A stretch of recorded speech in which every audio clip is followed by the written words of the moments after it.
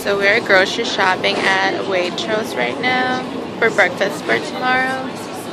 And their juices are like a lot smaller than in America.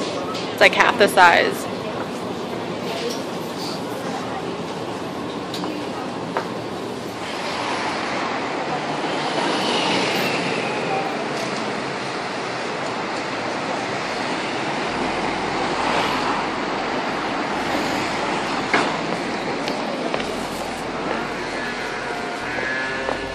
To be right where you are.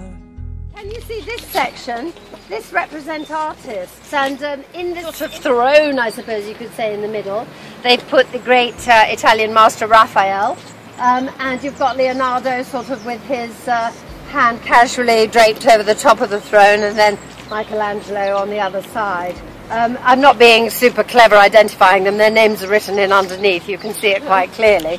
Under all of them. So in fact, so here I recorded some pigeons at the park because they're very huge compared to the ones in America, possibly because they're fed more. I have no idea. I'll be here patiently waiting.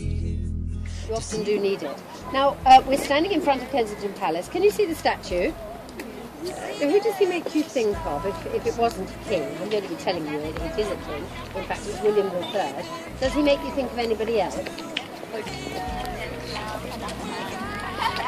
If you said Captain Hook, you'd be right. Because J.M. Barrie used to walk through this park, and so a lot of the things that went into his story were informed by what he saw in the park. It's a complicated period in our history. The king who was on the throne at the time, just prior to the time that William III came to power, was called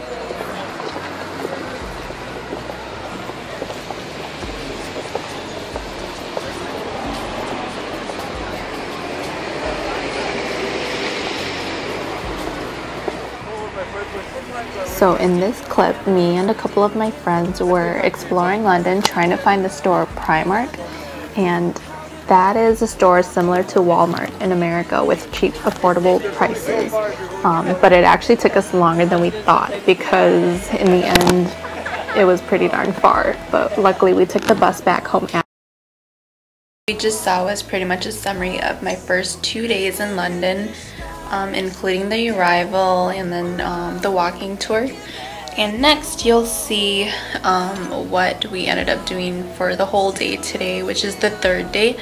And we pretty much just went on a bus tour, and I just ended up recording multiple video clips of things that I thought were interesting and would be interesting for you guys to watch.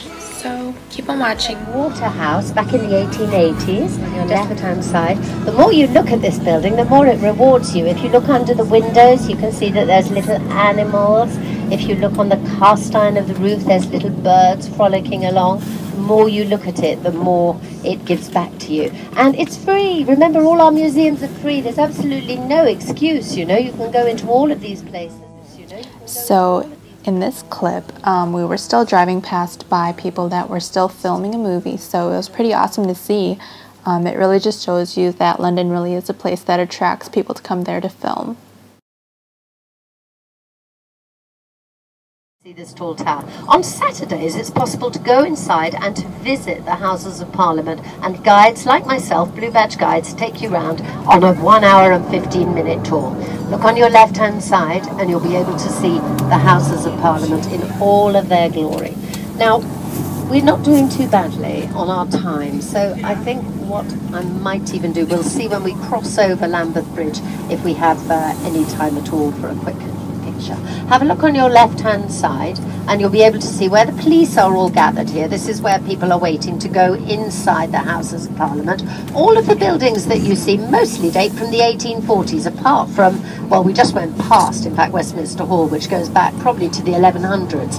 Here on the left you can see a statue of Richard the Lionheart, who was a great king back in the late 1100s. And keep looking left because we're at the base of the Victoria Tower, and this is where the Queen goes in at the state opening of Parliament, which is a really big and grand affair. So here you get a great view of the Houses of Parliament on the left. along with the London Eye that you can see to the right. We were driving on the bridge, so it was just a really great view, so I just had to record it. Don't assume that everybody is this sort of like frantic royalist over here, because they're not. The church itself dates mostly from the 13th and 14th century, and if you look on your left-hand side, looking left and back, you will see the main entrance where Kate arrived. I'm sure you are perhaps familiar with that view. Now we're going to pull up to the right-hand side. I want him to turn around so I can see him.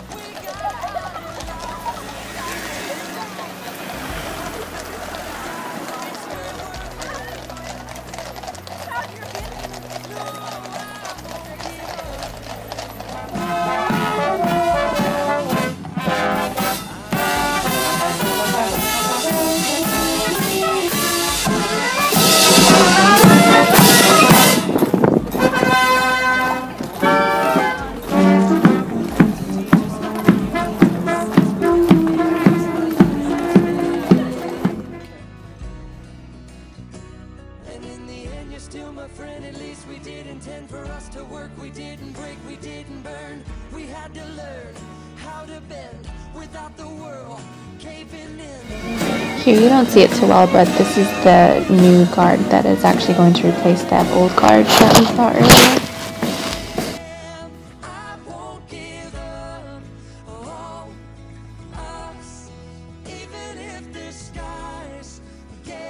Is the Tower of London. It's not just one tower, it's many towers. It's a massive fortress. For the last 900 years, it's been a royal palace, a fortress, a maximum security prison. The oldest part is the bit in the middle with the little black capped towers. That goes back to 1080. 1080. When English people say it's really old, that's what they mean. 1080. The walls are 15 feet thick. It's got a huge collection of armour inside. Guess what that white building is? It's the London Olympics that was held last year. It's the stadium for it. I'm sure some of you can recognize that. This was also part of the London Olympics too. I think it was where they did BMX stunts, certain dirt bike stunts like that. But yeah, British people actually know it as the Pringle just because of the structure. Next, we have the newly run cable cars in London. People are really excited about that.